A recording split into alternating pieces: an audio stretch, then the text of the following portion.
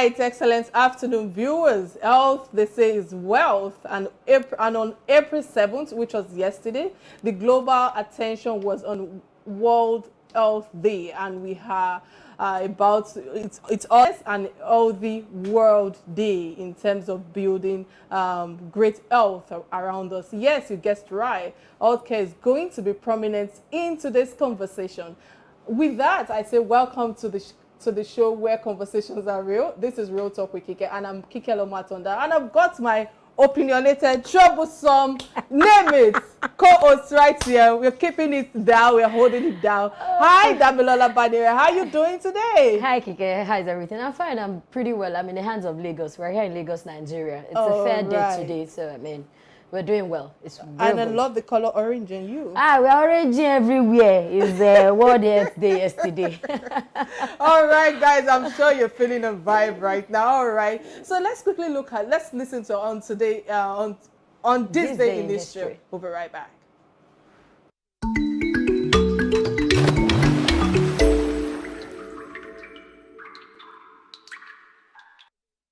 On this day in history, April 8, 2011, in Nigeria, exactly 10 years ago, a bomb targeting election officials exploded in Suleja, killing at least 8 people. Thugs attacked the police post, storing voting materials, killing at least 12 people. The dead included an official from the ruling People's Democratic Party, PDP, who had been preparing to distribute election materials on Friday hours ahead of the parliamentary polls, police say. Several other explosive devices have been defused by the security forces, who had earlier warned of a plot to disrupt the election. Voting was supposed to be a week before this date, but became delayed.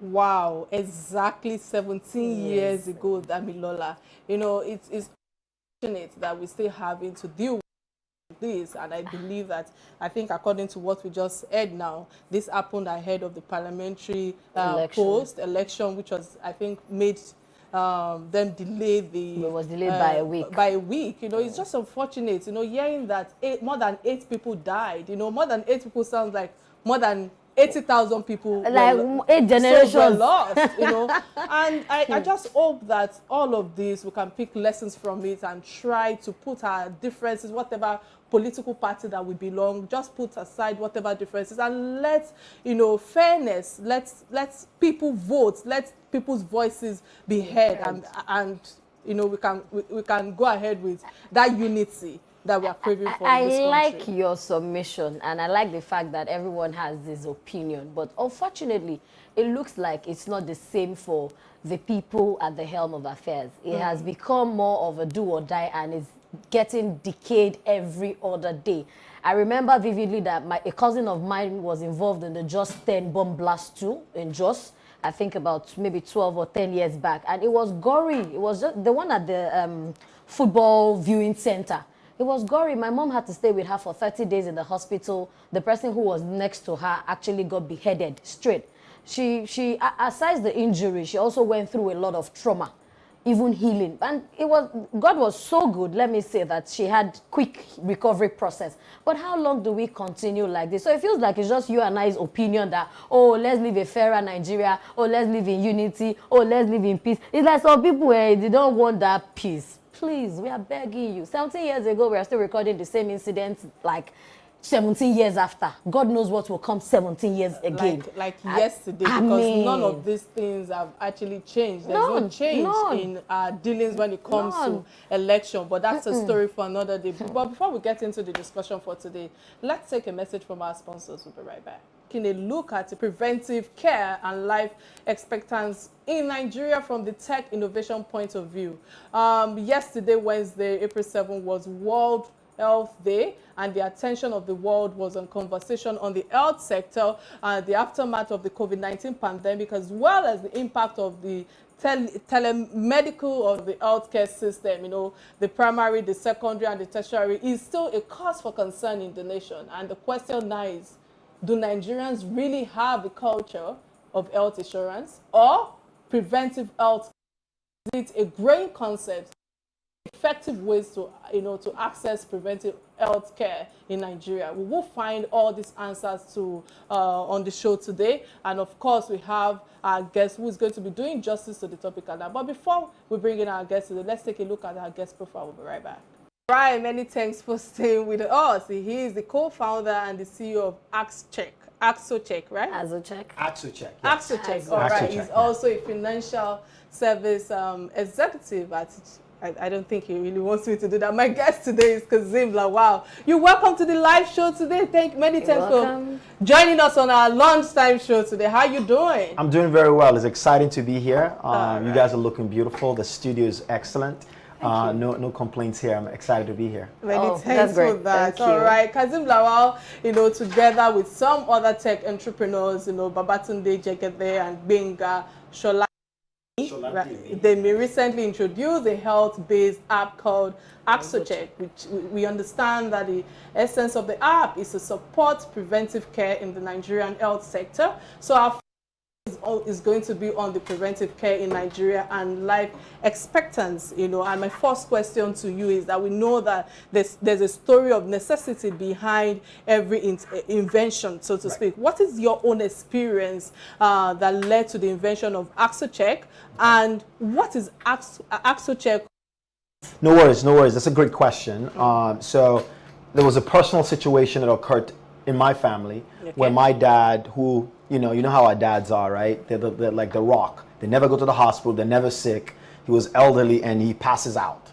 Then all of a sudden he gets rushed out to the hospital. I get a phone call. Hey, your dad is in the hospital. I'm like, why is he in the hospital? What happened to him? Did he fall? What happened? Did he get attacked? He said no. He was just laying down and he kind of passed out. He got to the hospital and we found out that he had multiple issues, from high blood pressure and some other things of that nature. Then it just dawned on me that, wow, so this could have been something that could have done a few things. One, he could have died. Or two, he could have been, disabled, right? And that impacts his lifestyle, impacts us as children and the family at large. And it just said, I just had to think through my mind that we could have done something, right? Being proactive to ensure we get in front of these things and we give birth to Axocheck. After I called a couple of my friends, Tunde and Binga, and said, hey guys, we've got to solve this because we know this is not the only problem. We're not the only ones with this problem. This is more of a universal issue as a whole. So that's why we give birth to Axocheck. Interesting. Well done. Okay, that brings me to asking you, under the terrain of Nigeria, we know that probably we'll see, which is say things do not work out the way we expect here. Okay. How has Axocheck been finding their feet? Have people been relating with the app? How payment scheme, is it expensive or it's just for anybody there? Yeah, so it's an interesting question, and I had that same notion, but when we started the work, we found out that people were actually very receptive to the concept, right? So think about what we're doing. People are so busy Monday through Saturday. Folks leave the home at 4 a.m. in the morning, don't get home till 10 p.m. at night. So they don't truly have time to go to the hospital or check themselves. And we're good at self-medication, right? We're the best at that, right? Yeah, right. And now we're saying, Axocheck is saying, we have over 400,000 nurses in all over Nigeria. Wow. You can use an app to order a nurse, a registered nurse that has been verified and onboarded by our company, that can come to your home and conduct a full analysis of yourself, application, where you can always go back to the medical records, and before you leave, you speak to a medical doctor as well. So talking about that, she emphasized, I don't think you picked the question she asked you, which is cost. Yes. Cost is a crucial component of healthcare delivery. Yes. And that has denied many people access to quality healthcare, in developed countries like ours, Nigeria. Right. So Axocheck and telemedicine, how well are we reducing the cost of quality healthcare to make it affordable for the average man on the streets? And the answer is yes. We've come up with a cost price that is very, very affordable. It shows that we pay the nurses very well, and it takes care of the person. Okay. Right? So there's a balance there. Because what we don't want to do, because we don't want to go bring the cost down, right, and deliver very, very poor service. Okay. The whole intention of why we're doing this get lost. So you have to come up with that balance. And quite frankly, it's a mindset. If you meet someone that has gone through a stroke, I bet you their healthcare becomes the most important thing to them. Typically what happens is that we don't think about healthcare as important. It sits on the back burner, right? And we think we are indestructible until something happens. And we're on a crusade saying you cannot, should not, will not wait for that, particularly when you have a service that can help you in your comfort of your homes. Okay, I like the we're on a crusade. Yes. Because I know that particularly Nigeria also lacks regular awareness. Yes. How do you run your awareness, and Yes. how is registration? Is registration age group? Yes. Like maybe if you're not an adult, 18, you can register, you can use the app, Yeah. or how do you balance? So I'm going to try to answer all three questions at the same time from the back, right? The answer is any and everybody can go on the app and register. It's a Okay. very seamless application. We have over 80 million Nigerians without phones. Okay. Right? Nigerians are digitally savvy. People don't know that. We are typically digitally savvy, and we spend on social media. So we spend a lot of time on social media to create their awareness. And secondly, create awareness as well, right? Right? Because the idea is that let's create awareness, let people know what we're doing, because we truly believe when people understand the value that we bring, and people around, everybody knows people are going through one thing or the other from a healthcare perspective, and we're saying we can help you. I think that we know for a fact that people are coming on board, and we're seeing that in the numbers. All right, many thanks, Kazzem, for that. I think it's important for us to go on a quick break and get a word from our sponsor. We'll be right back. All right, welcome back from the break. If you just joined us, we have the CEO of Axocheck, and we are discussing preventive healthcare and life expectancy. Don't forget that you can be part of this conversation by making comments on our handles, RealTalkWithKike on Twitter page, on our Twitter page, and of course you can connect to us on Real Talk with Kike on our Instagram page. We are also streaming live. You can also subscribe to our YouTube page, Real Talk with Kike, and also the number to call is on the screen, 080-988-77400. So, Kazeem, listening to you, you know, they say building is fair, or how will I put it now, you know, in terms of health world for everyone. Right. And the theme for this year is World Health Day. I can't remember Building now. is fair, that's the big one. The world is still trying to recover from the pandemic, and quite a number of people are still struggling when it comes to finding. So my question is, how do you help people, especially relations, during the period of pandemic? Yeah, so that's an interesting question. I think that with the pandemic, the world is never going to go to what it was before. We're going to go to a new normal. I think we all need to be ready for that. And I think that telemedicine and what we have today becomes an integral part of what that is, because folks are not necessarily feel comfortable just and everywhere, particularly a hospital that kind of everything happens there, right? Sometimes you go to hospital, headache, you come back with diarrhea and a headache, right? As an example. So that's not necessary. So what we do today helps out, particularly with the hybrid approach that we are having, where you have a healthcare person that can go to your home, and you also can speak to a doctor that can also help you. I think that is becoming very more like what it needs to be in terms of the Western world, and I know that Nigeria is far behind on that approach as well. Okay, looking at since when you started Axocheck, your background in medicals, Yes. you mentioned going to the hospital with headache and coming back with diarrhea. I think like 2 weeks ago, I said the same thing about the COVID-19 vaccine. Yes. And And my submission was just, let's be sure of what we're giving people. Let's know that we're not using Fensic for some liver salt. How do you rate Nigerians and their professionalism in the health sector? Yeah, so I think that we have some work to do. I went out and visited a couple of hospitals, some of the general hospitals as well, just to get myself eyes, if you will, and understand there's opportunity. But I think that many of the times the opportunity is a function of people just not knowing.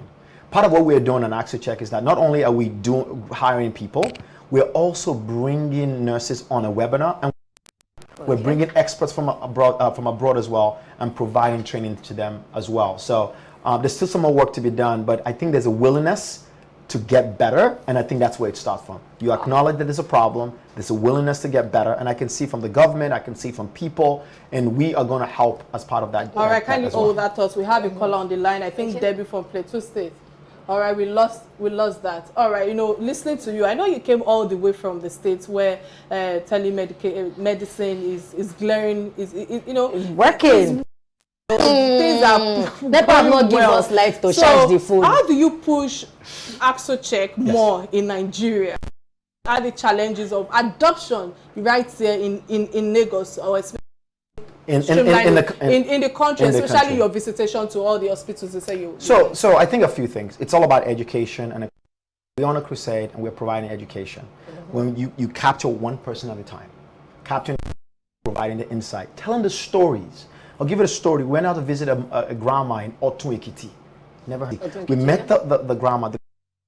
A blood pressure level of 250 over 125. Wow. Where the normal is 120 over 80. She could be walking down the street and pass out, right? And it's because of the blood pressure issue. And we were that the doctor was able to provide the education to her and say, Mama, this is a problem and you have to take these steps. Those are the kind of things that we hear. That's the kind of education that gives us a lot of juice to say, we've got to do this. We've got to do more of this. And it's one step at a time, awareness, awareness, awareness. And it's a process. All right. I would always come back to you. You mentioned the willingness of the government. Yes. In this country, would you be straight with me and look to our audience and tell them that the government is actually willing? If we have just about 5% of the budget, national budget, allocated to the... So that's an interesting question. I don't work with them every day, but what I do see is a sense of importance around this. And it's going to take time. It's going to take a lot of dialogue. It's going to take people from the private sector also making noise to say, hey, we are here to help. What we cannot do is saying it's only the government. We have to be a part of the solution. We are the government, right? So we have to be a part of the solution. That's why you're seeing a lot of companies coming in from a startup perspective and saying, I have solutions. Let's partner with you and let's move this thing along. And I've had multiple conversations already, and people are really the way doing. All right, many thanks, Kazzem, for that. I know that I want to believe that there are limitations to e-health care in Nigeria. Of course. And one of them is the physical evaluation from the physician or the health specialist. So how do the developers, hope bridge that gap when it comes to telemedicine? So I think we have to be very Medicine by itself is it's not just one solution by itself that solves everything, right? Okay. The hospitals have a role to play, no doubt in our minds. So there are things that registered nurses that are well trained, well practiced, they can identify, and with the doctor speaking to them, you can refer them to hospitals. We are also building a relationship with the hospital to say, I'll give a private example. We're at Alagbado, I want to say 2 weeks ago, we found a woman that just to the hospital. And we had to transport her there. So telemedicine by itself, it's not a singular thing. Remember, healthcare it's a journey, right? There are different parts of this. You have the emergency business, if you will. You have the hospitalization. You have the specialists. So we are a part of this, but we're in the front end. If we can get the front end right, we will see improvements in lifestyles or life expectations of people, which is less than 60 years today. That is horrible. So I have a follow-up question to what you just asked. Yes. My apologies, Dami.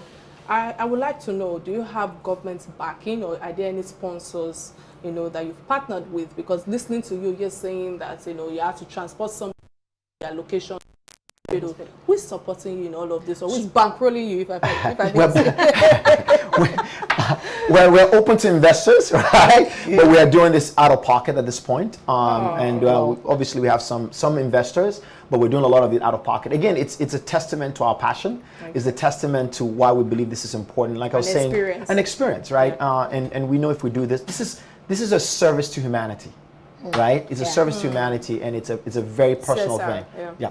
Okay, so if we're going on that, I also know that alternative healthcare, let's say traditional medicine, it works. Do you also preach that, or you focus on the modern and the orthodox kind of medicine? So right now our focus is on the modern orthodox medicine at this point, but it's not outside of the realm of possibility for us to bring those types of medical, even the oriental medicine. Right? When you think about acupuncture and stuff like that, we know that these things really work.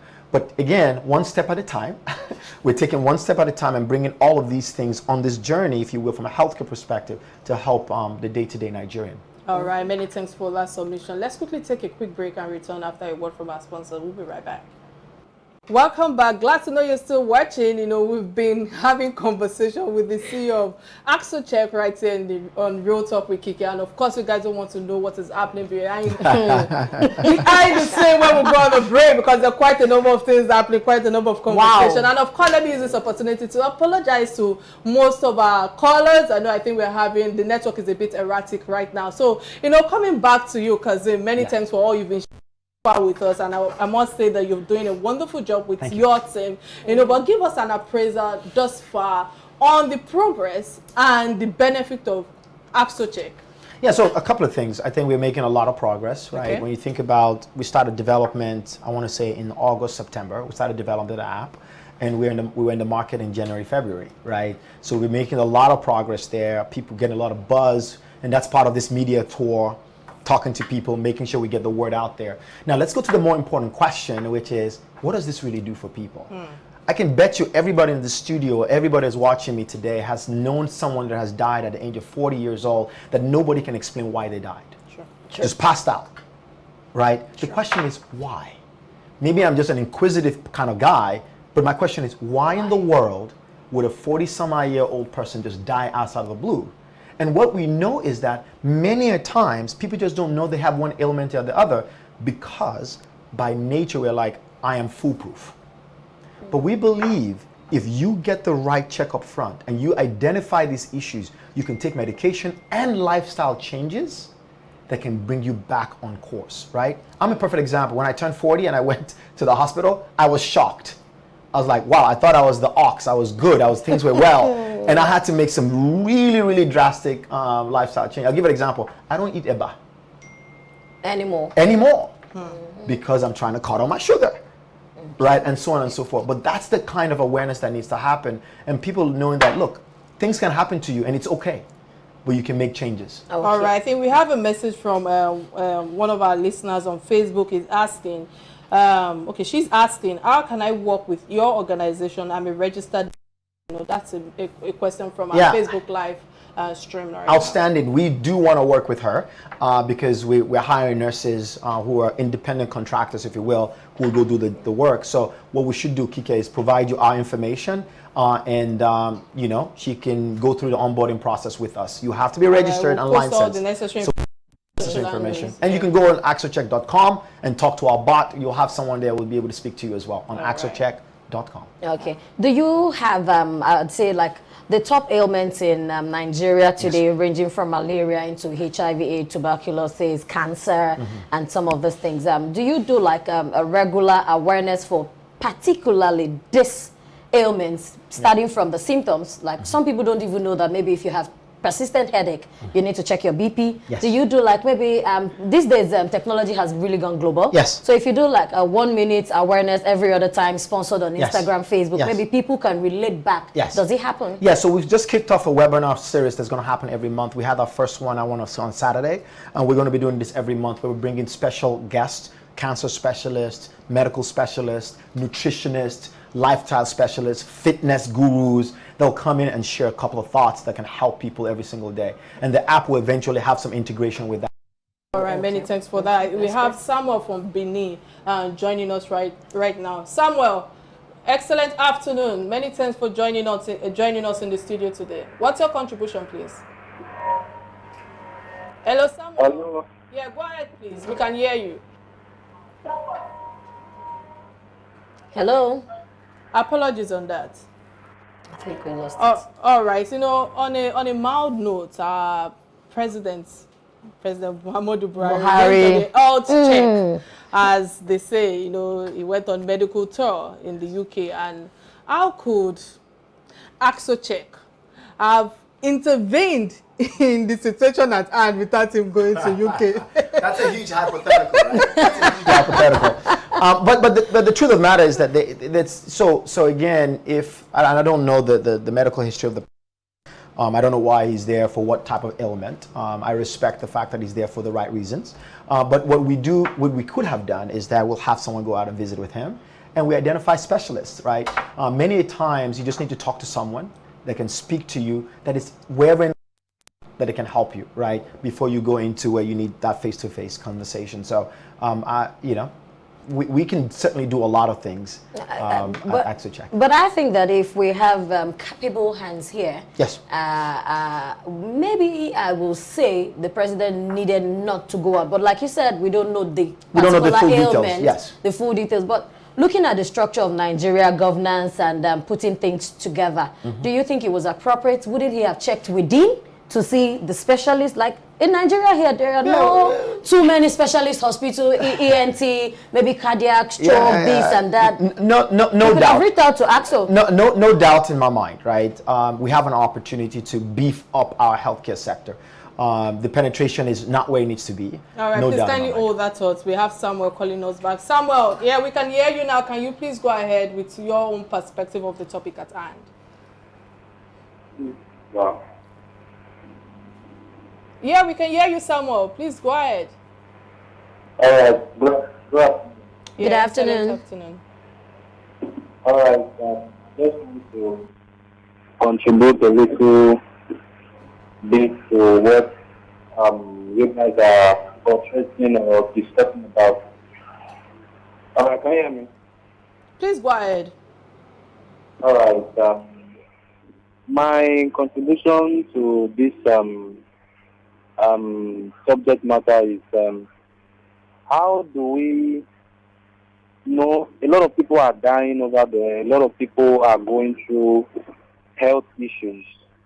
You know, the doctors actually they are doing their best, but how do we, is there any way we can also help these people, those people that can't help themselves in terms of health issue? How do we reach them? How do we meet them?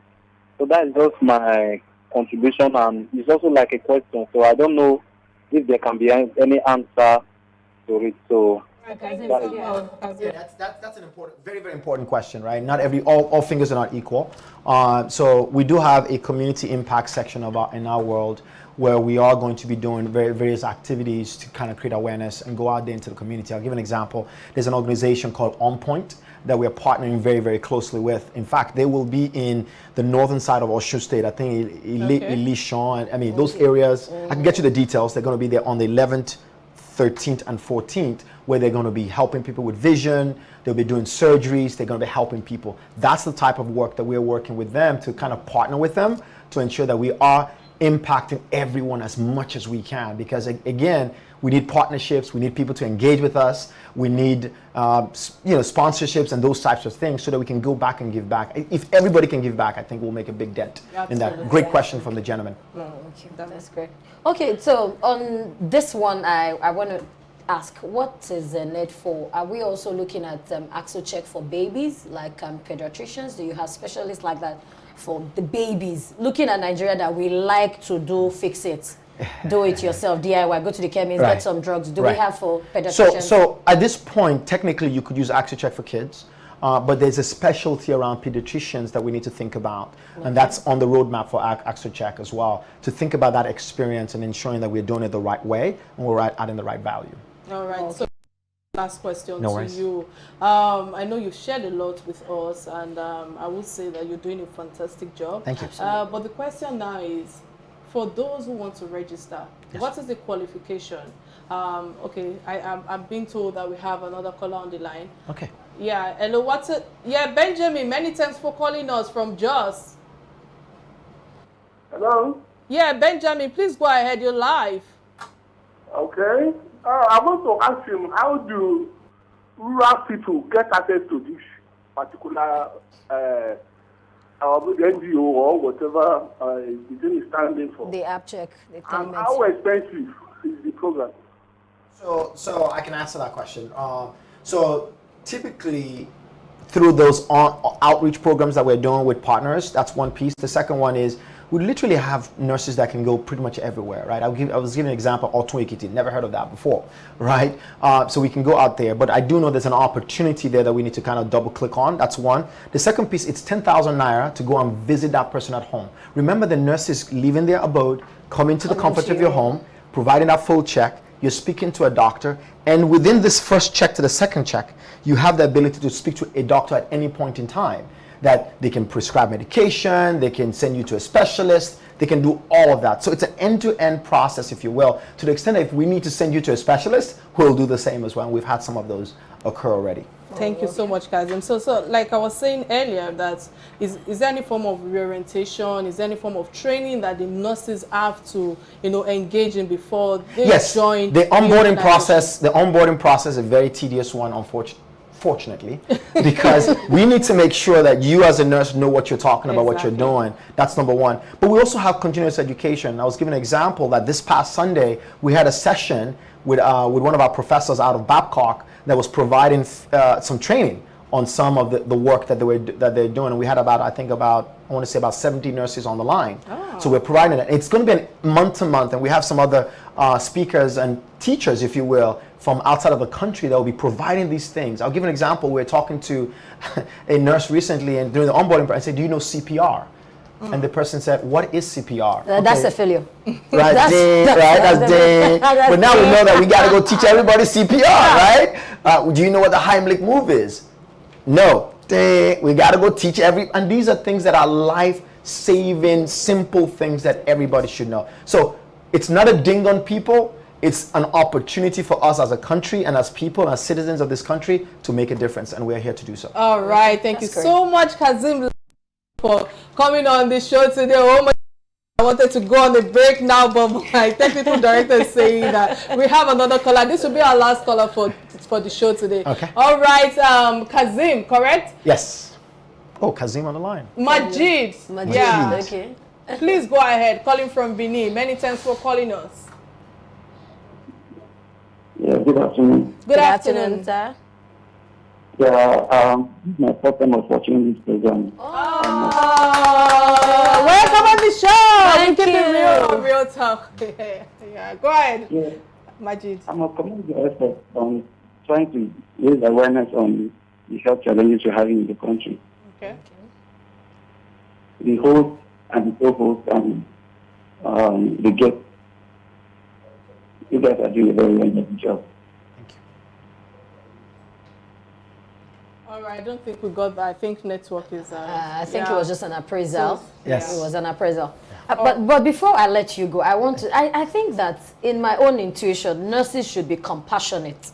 Okay. It doesn't really happen in this part of the world. They expect you to be strong because you're sick. Oh, no, you can't do this. Is that not like the first school that they should go through, a compassion school? Yeah, so we take them through a process as well around what do you say, how do you react? Because remember, and maybe I didn't say this, part of what we're doing is a journey to help people understand that we don't have, everything doesn't have to be difficult. Good. It doesn't have to be like you have to hit your head over the side with a hammer. It doesn't have to be that, right? That's number one. But the other thing is that we got to pay the nurses right? How they say, hungry man is an angry man. So right? when you're talking about paying the nurses right, do you understand that right now as we speak, doctors are on strike? Yes. So when we have a situation at hand and there's no hospital to take the patient to, how do you function as Yeah, so that's a very difficult one, right? So we had one of those where our doctor had to leave where he's at to go meet the patient. Had to go meet the patient because we put our name out there and said we're going to be there.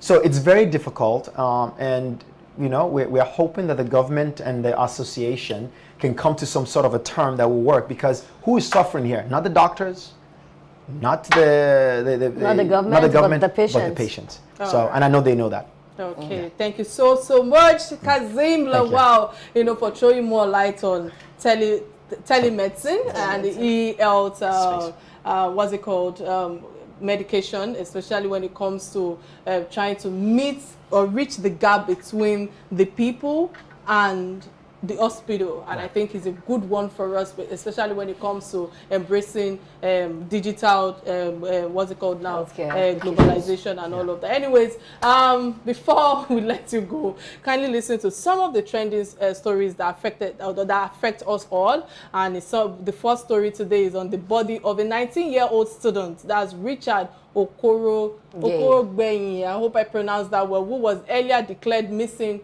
was found in a forest in don't know if you saw that this is according to Metropolitan Police. Investigation are still ongoing. This story is something that is so close to me, close to my heart, because I knew when the news broke, Dami, and I was following it. I heard when the mother was, she was down. She was saying, "My son is my oxygen." Wow. It hurts to know that the son didn't return alive. So how do you deal with things like that? I'm just praying that may God give the family, especially the mothers, I think she's a single mother, the fortitude to bear the loss, and how she'll be able to, I'm lost for words. I don't think this is what any parent should go through. This was an handsome boy. I also don't know, maybe the boy was mentally down. There are times that the children, especially when they're in high school or teenage age, and all of that, basically, there could be something that triggered it, because we don't know whether it's a form of suicide. We don't know whatever it is. Dami, I don't know if you saw the story. Yes, I saw the story. It's quite a pathetic one, but I would say, as much as we do not have facts to what has happened, maybe he had a misunderstanding with his friends, and we've seen stories like that, and they lure you to a place and they kill them before, but the deed has been done. But I would like to put a question to you. How can such a mother deal with trauma?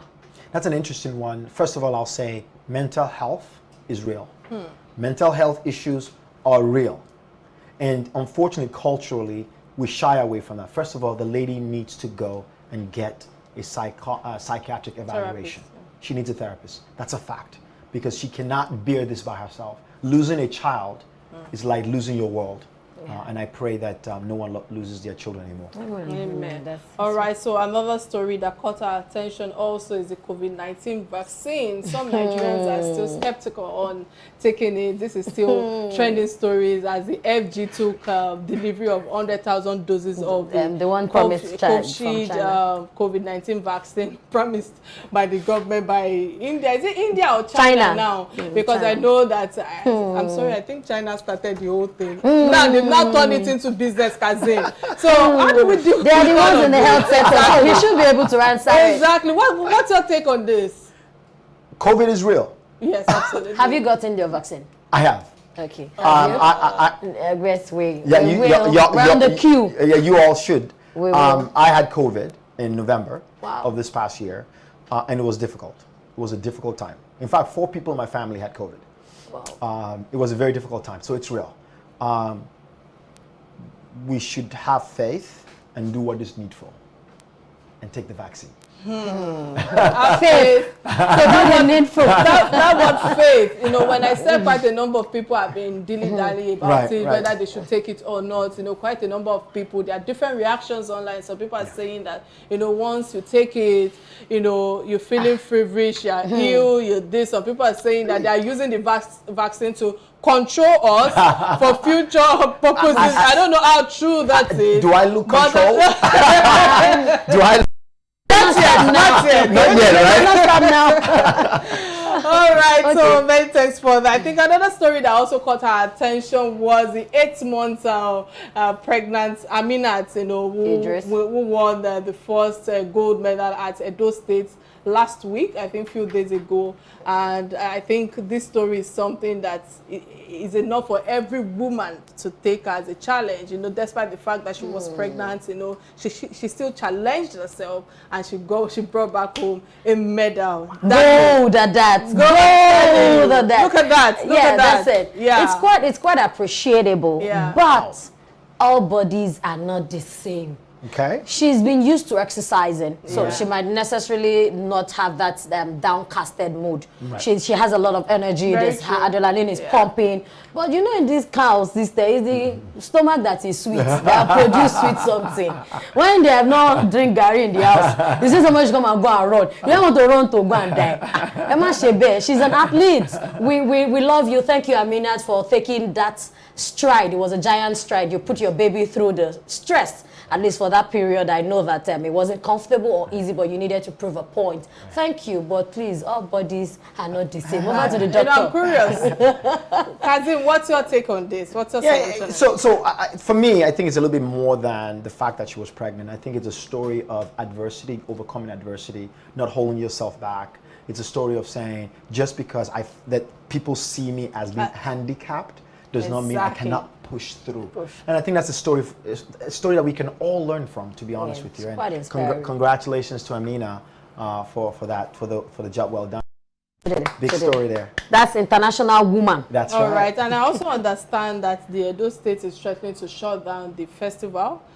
They say that the FG isn't supporting them financially, and I don't know if you heard the story. Yeah, I read that online on one of the social media blogs, but I also think that we heard a message that said that they were going to fund them. So what they said needs to be backed up with a reality, so we'll see how all that plays out. What I ordered, that was what I got. All right, guys, many thanks for today. You know, this is where we say goodbyes, and goodbyes are always very hard, but this is where we draw the curtains on the show. We had an amazing time on the show with our guest, of course. You know, you answered all the questions, and I'm very sure our listeners right now are so happy to have you on the show today. And of course, Damilola, always having an opinion. No, but I didn't have an opinion last week. Right, I my name is quiet. Kike. Now remember that the conversation keeps going on our social media platforms, Real Talk with Kike, and of course you can also message us on our Talk with Kike on our Twitter page. Till we come your way next week, please keep it real, Keep and being real. bye now. I'd like to say keep patriotic.